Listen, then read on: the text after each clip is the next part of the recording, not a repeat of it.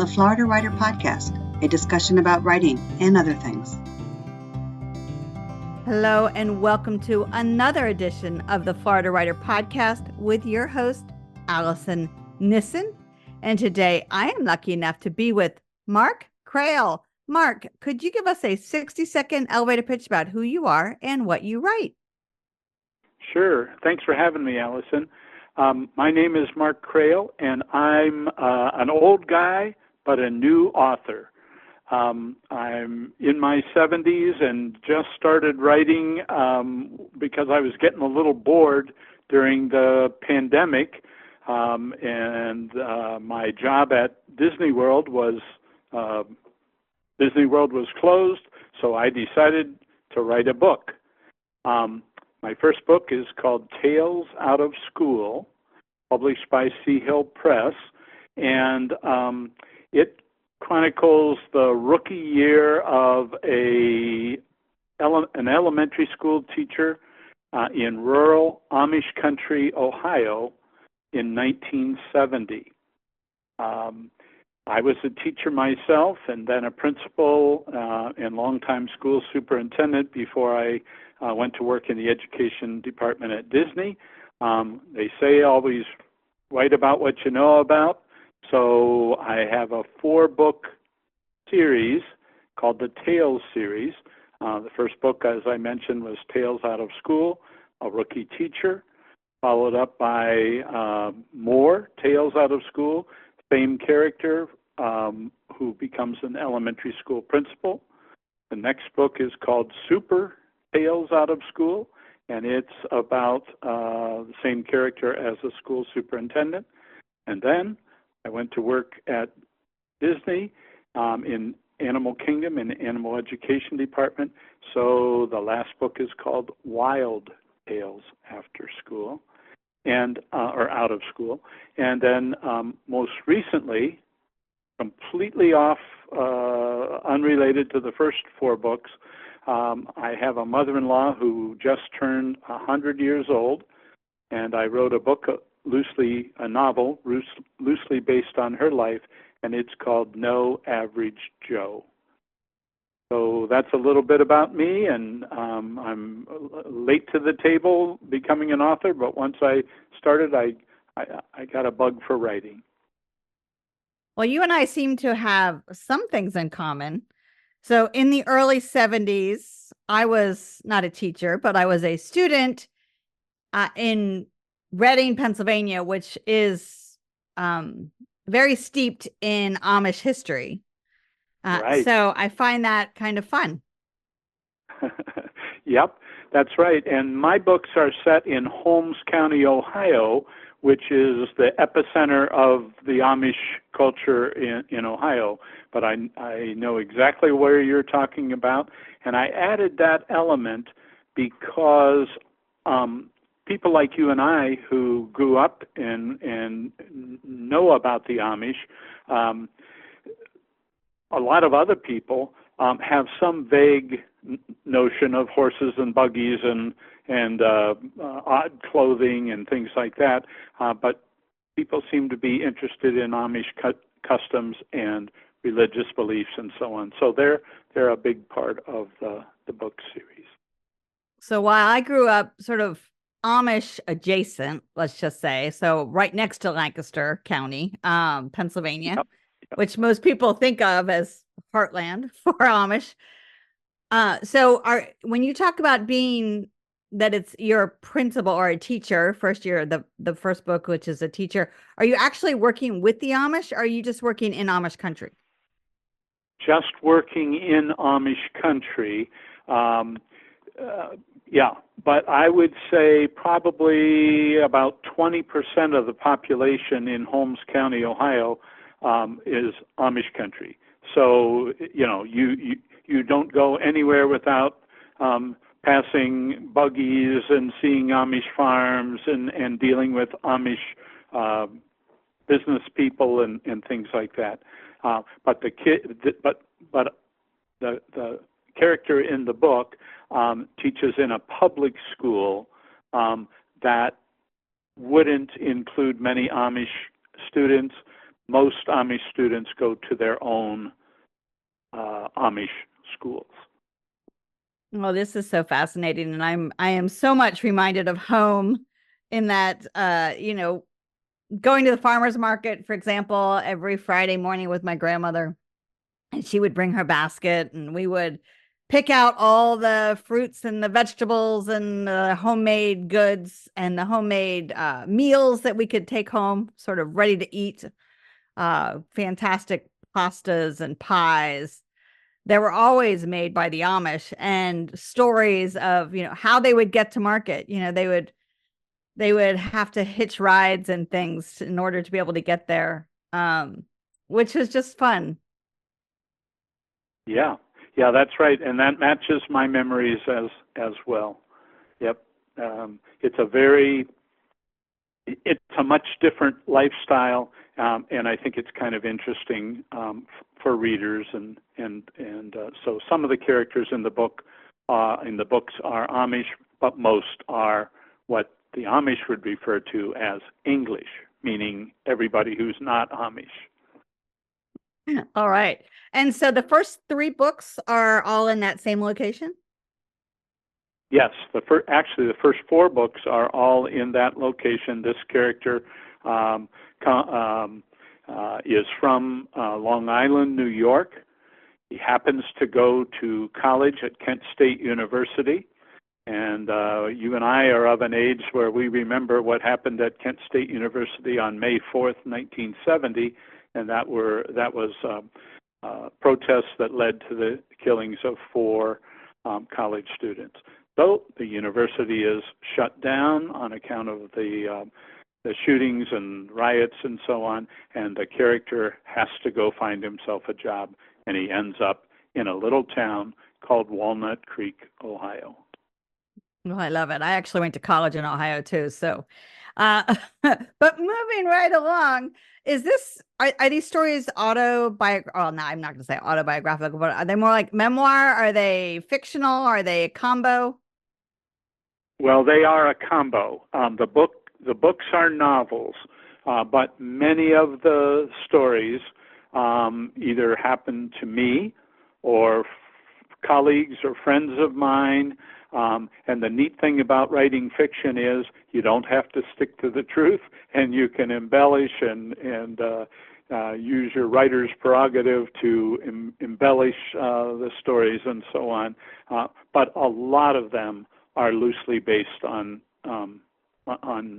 my career and things that happened to me and my students. I firmly believe that fiction is not stranger than fact. So that's for sure. All right. You wrote in some questions that I could ask you. And one of them is that you were undiagnosed dyslexic, which gives us another connection, because I did go through school all the way up until before graduate school, but I was an undiagnosed dyslexic, and it has shaded much of my experience with learning. Yes, that's for sure. Elementary school and all the way up through K-12 were pretty difficult for me. I'm sure somebody knew about dyslexia then, but didn't seem to be where I grew up and when I grew up in the 1950s and 60s. And so I was just always a kid who seemed to be pretty bright, but yet couldn't spell, had difficulty learning to read, with atrocious handwriting and so on. Most dyslexics, you don't outgrow it, but you sort of compensate. I could not write a book if I didn't have my Alexa at my side, because in just about every sentence there's a word I can't spell. It made school a little tougher, but I also think that it made me a better elementary school teacher. The really bright kids, it doesn't matter who their teacher is, they're going to learn anyway. They have all the tools and so on. But for the kids who are more reluctant learners or have difficulties of their own, I got that, and it made me. I think it helped to make me a better teacher.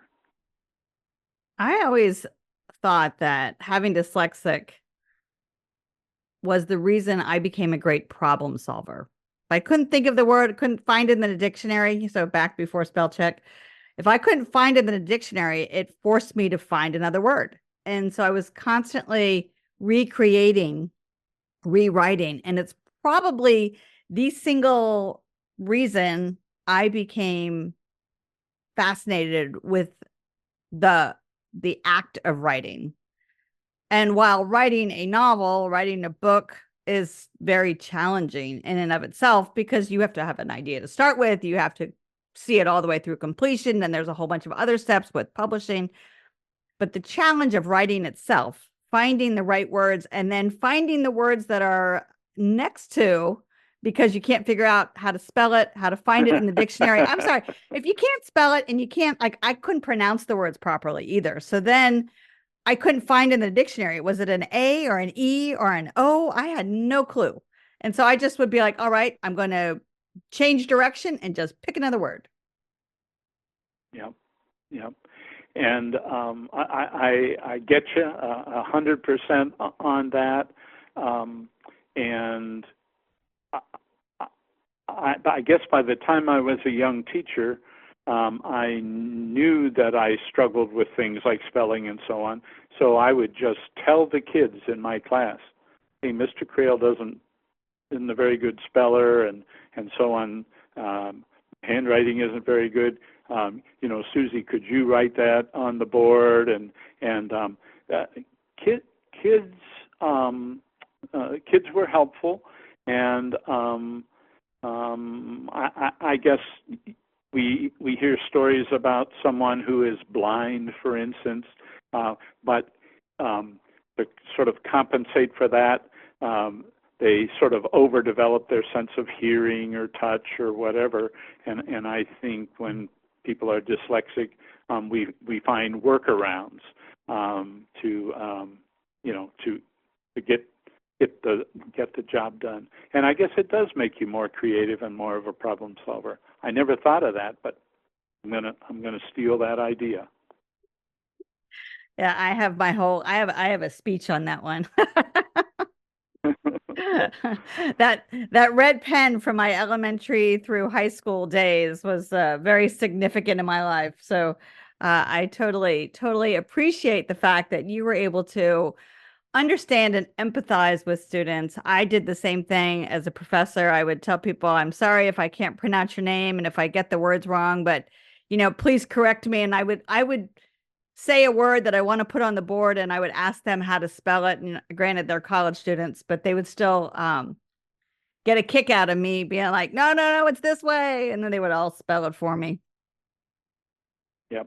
Yep. And that, I think that's helpful as well, because when you're open and upfront with people about your struggles and so on, they tend to recognize that, and they're pretty helpful for the most part.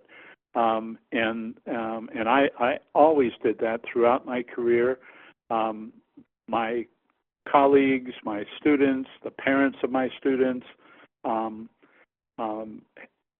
their understanding was tremendously helpful, and building relationships was very, very important.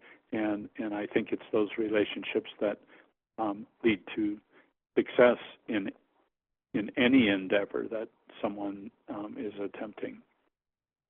All right, I'm going to move on to your latest book, which is the No Average Joe, that you loosely wrote about your mother-in-law. Is that correct?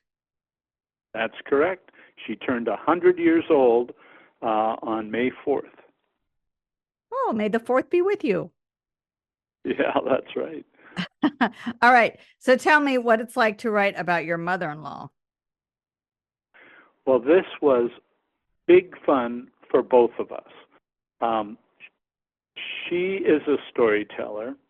And I'm a storyteller, probably more of a storyteller than an author, to be truth be told.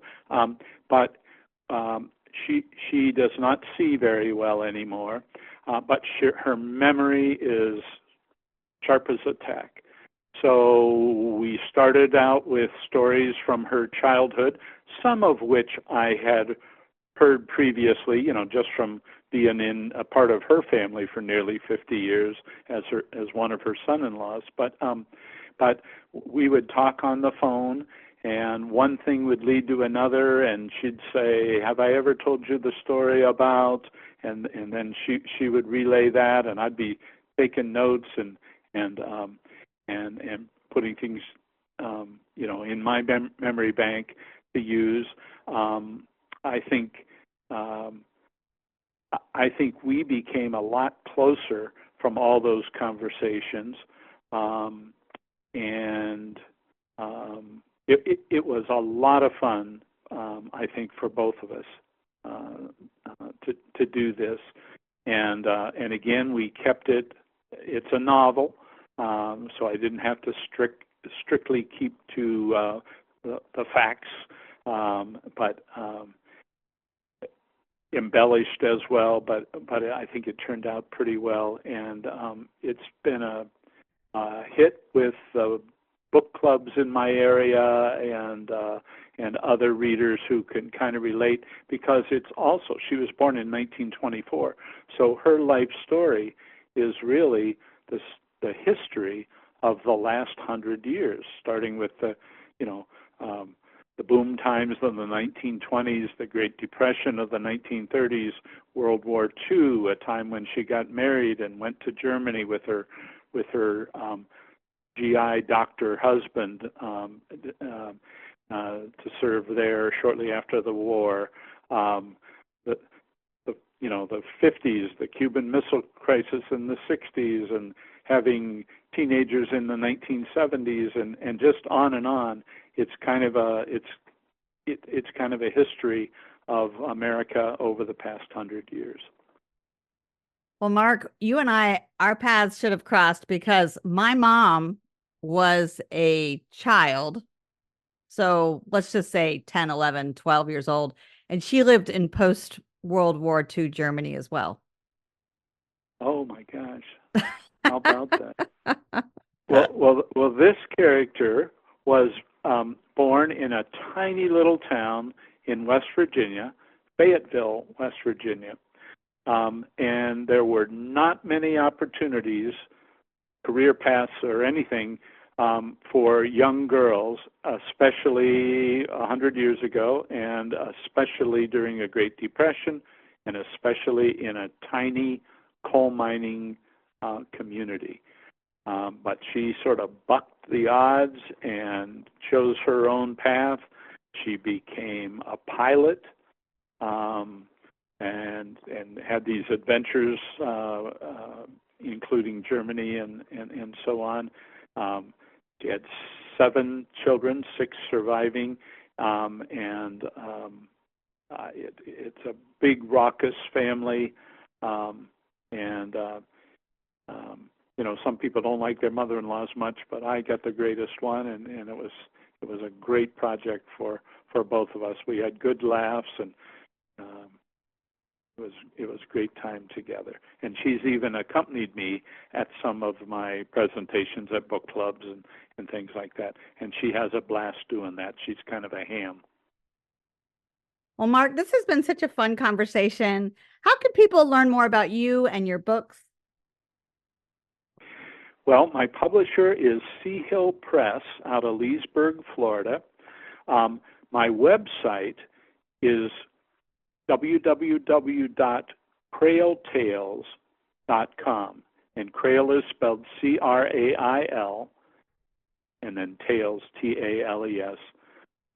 That's the website that they could order the books and so on, and also get in touch with me if they need to. I've been having a blast talking with people and comparing stories, just like you and I have today, and I would welcome anybody who wanted to get in touch and talk or compare notes or whatever. That would be fun.